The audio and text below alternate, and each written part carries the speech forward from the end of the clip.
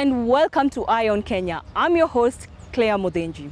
In this episode, Nairobi played host to an aviation conference. What transpired? Stay tuned. We also profile an entrepreneur who has made great strides in the packaged food industry, and an exclusive one-on-one chat with Jim Burrell, Executive Vice President, DuPont. But first, East Africa has become a hotspot for oil producers and explorers. Delegates converged in Nairobi for an oil and gas conference. Lois Wachira was there. Oil and gas discoveries in Kenya, Uganda, Tanzania and Mozambique have the potential to greatly impact and transform these East African economies. In 2012, 50 wells were completed and verified, but Kenya still has a long way to go before commercialization begins. The government has accelerated the oil and exploration activities, and some discoveries have been made, as you know, and the commercialization only comes after you have gone through various stages. First, after discovery, you will have to do appraisal. And that appraisal is the one that will be able to tell you the amount of oil or the volume of oil that you have in place. If you know the volume of oil and you do the economics to see if it is economically viable to go ahead and produce it, then you go ahead and produce. Kenya's Ministry of Mining and Petroleum says that on average, it takes about 5 years to start production. To fast-track this, they say that the government should provide incentives to foreign companies hoping to tap into this emerging sector, a move which other oil experts approve. Most governments have now moved away from service contracts where people come in and then work on behalf of the government, because especially in East Africa where you're sure that there are discoveries, the oil is there. Governments now say that there's no real need, asking people to just come in and invest. So they prefer to share out of what is in there and ensure that everybody is happy. And then the investors also want a production sharing contract, which makes life easier for them. So you are sure of what you're getting. Unlike the mining sector, which requires foreign companies to cede 35% of ownership to local companies, the oil and gas sector is yet to adopt a similar rule owing to lack of capacity. At the moment, we don't have sufficient capacity.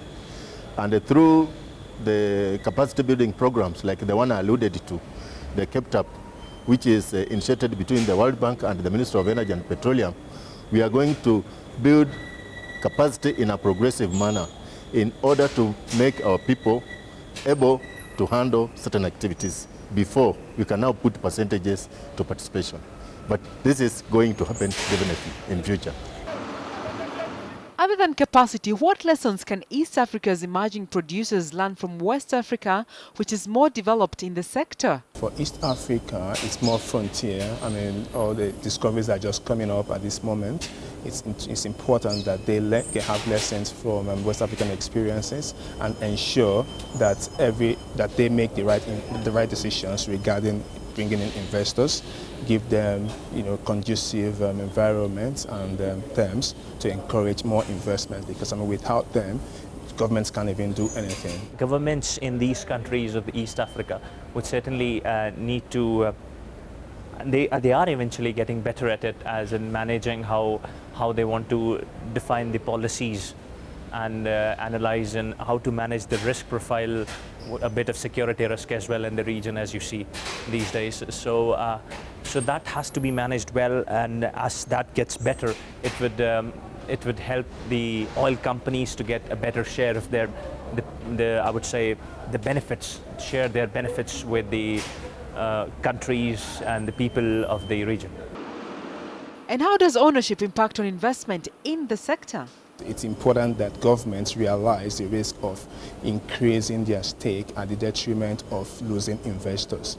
But then, if they are good investments, if there are natural resources which are easily discoverable, then people have no choice. They will come in, and if they have good returns, whatever the government is asking won't be of any effect. However, if there are difficulties, especially if there are no discoveries at all, then you see people will just run away and government loses. So most times it has to be a balance. They have to strike a balance to ensure that it's a win-win situation where people invest their money, get them back, and with some profit, before government goes in to ensure that they get in more money. But another concern is looming: the potential environmental degradation that comes with completion of mining and exploration activities. In fact, in the current review of the legal and regulatory framework, we have put penalties on people who will not take care of the environment. And it is expected that once the contractor has drilled and completed the operations, he must properly plug the well before abandoning it to restore the environment to its original position. Going forward, with proper legislation and stakeholder involvement, this sector is poised to become one of the largest contributors to East Africa's economies, edging them closer to being middle-income economies in the not-so-distant future.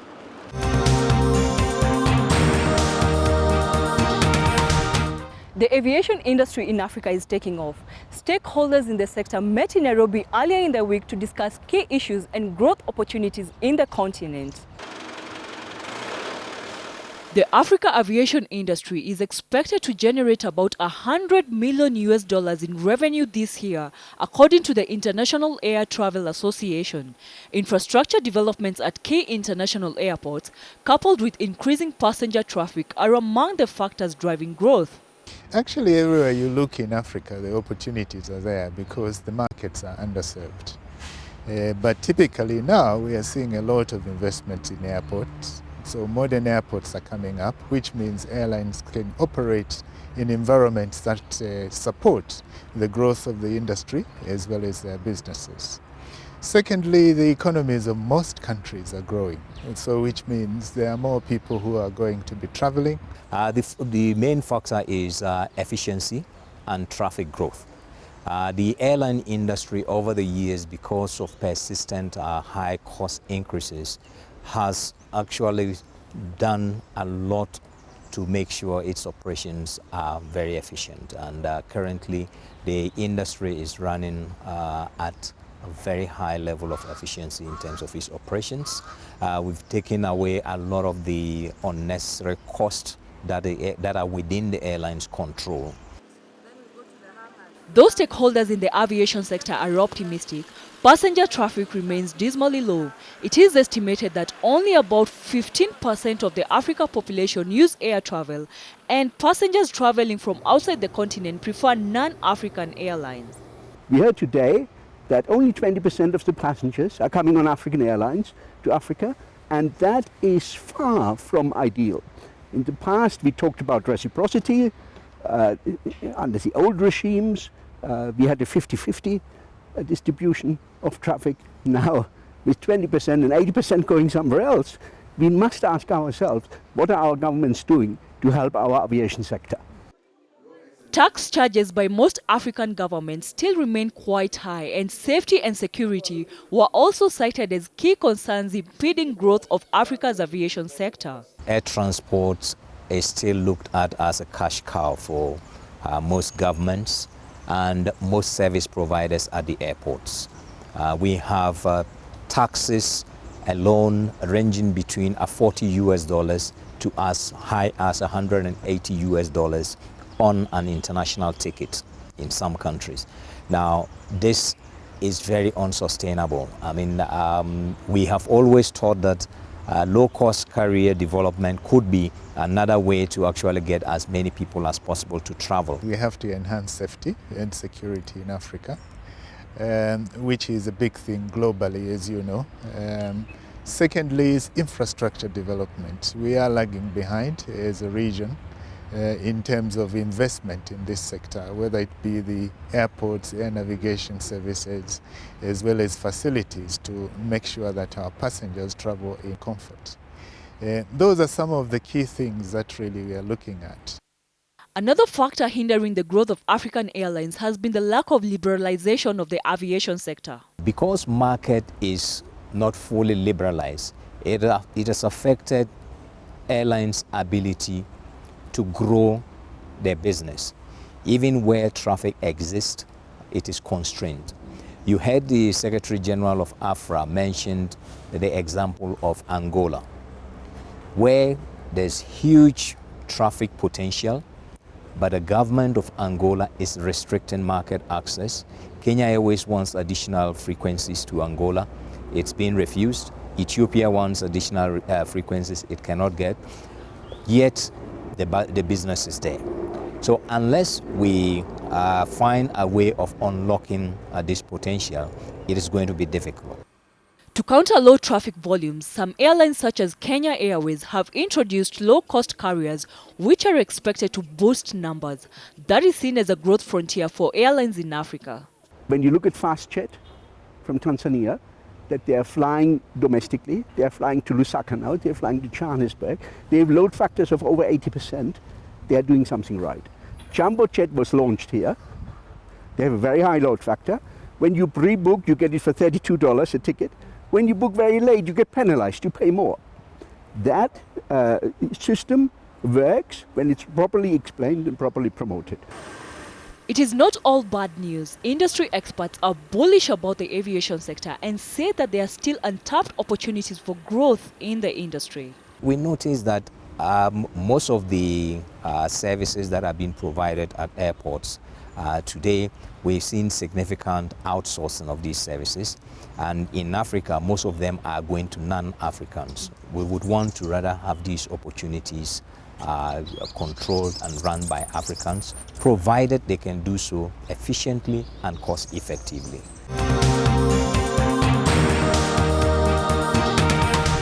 We are taking a short commercial break. When we return, an entrepreneur who has created a thriving business and an exclusive interview with Jim Borrell of DuPont.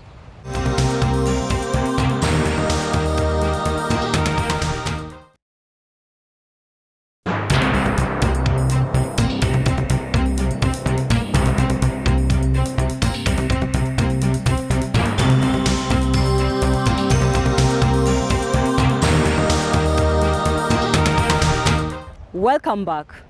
Kenya's packaged food industry has been growing over the years. Nilesha is an entrepreneur who has cashed in on that growth, creating a successful family business spanning 4 decades. The aroma of ground spices fills your nostrils as you tour Deeper Industries, a spice and snack company that began as a small outfit in the outskirts of Kenya's capital, Nairobi. We started in 1973 as a very small cottage industry. We initially started in Thika with just 3 employees, and now we employ about 280 employees. Over the years, we've shifted our factory location about 5 times. As we grew bigger and bigger, we moved to larger premises, and this is like the 4th location, and we are yet to move in a year's time to our Limuru location, which is on 8 acres of land, where we are building a brand new state-of-the-art factory. Over the years, Nilesha, chairman of Deeper Industries, has focused on installing effective automated systems coupled with a skilled labor force, which has enabled the company command a strong presence in the East Africa region. One of the things which we always focused on is our quality, and as a result, our brand has become very, very strong. We command about 65 to 70% of market share in spices and about 25% market share in snacks, and snack consumption is really growing fast because of the rising middle class, not only in Kenya but also in East Africa.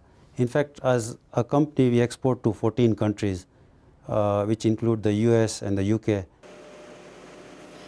The company, which imports most of its raw materials from established spice markets such as India and China, has faced a number of challenges, including logistical hindrances and steep duty charges from the Kenya government. The second thing, which is a bottleneck to our growth, is the high import duties charged on raw materials. It's at 25%, which is the same as importing a finished product. So there is nothing to really assist us to grow as a manufacturer which can compete with the rest of the world. So we have been thinking of probably opening another unit at some stage in Dubai, because if the Kenyan government is not giving us the support which we require, we might have to move the plant to where we can import raw materials duty-free and then be able to export anywhere in the world. But this has not dampened Nilesha's determination to steer the tropical heat brand to become the product of choice in Africa. Well, the vision for the next 4 or 5 years is to become a 4 billion shilling company, and to make a brand which is famous in Africa. Yeah, after which we will attack other international markets. Though we already have some international markets, but the focus is going to be Africa because that's where we believe the growth will come from. For aspiring entrepreneurs, Nilesh recommends integrity and top-notch service as key ingredients in creating a successful venture. If you maintain integrity in the business you do, eventually you will succeed. Don't try to take shortcuts in anything. That's my premier advice. The second thing I would like to advise is that people should make sure that their service is spot on. This is one thing which is often compromised in Kenya. The service levels are very poor. We as a company believe very, very strongly in service.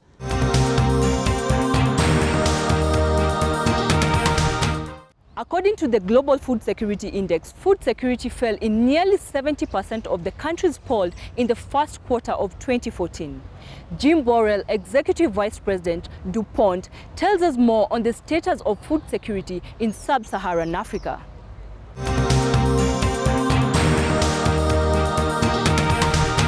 According to the Global Food Security Index released recently, food security fell in nearly 70% of the countries in quarter one of 2014. Where does sub-Saharan Africa fare, and particularly Kenya? On the Global Food Security Index, it ranks 107 countries around the world on about 25 different criteria or components that lead to food security.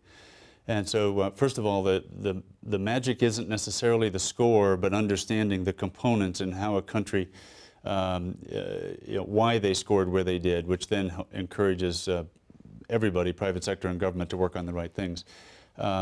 But to answer your question, Kenya scored 80 out of 170, or 107, excuse me. So globally, toward the low end.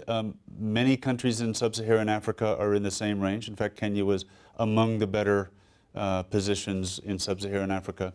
But we are seeing improvements, and that's really our goal, is how can we use the index to focus discussion, create collaborations, and really encourage both governments and private sector and NGOs to be working together on the same things. What are some of the agricultural reforms that African countries, particularly in sub-Saharan Africa, that can adapt to enhance food security and also go hand in hand with increasing job creation? One thing that we're finding is that, government policy is very important. Private sector can make a real difference. NGOs also have a role to play. And so one of the things that governments can help us with is to facilitate all of us being engaged. And we have partnerships with, for example, the Ethiopian government, the Ministry of Agriculture, around advanced maize seed adoption. So there are things that we can do together oftentimes that can be helpful. So that's one, is a government being open to and engaging many different players to make a difference. Of course, the situation is different in each country, and so it really depends on the local situation what should be focused on. Another area is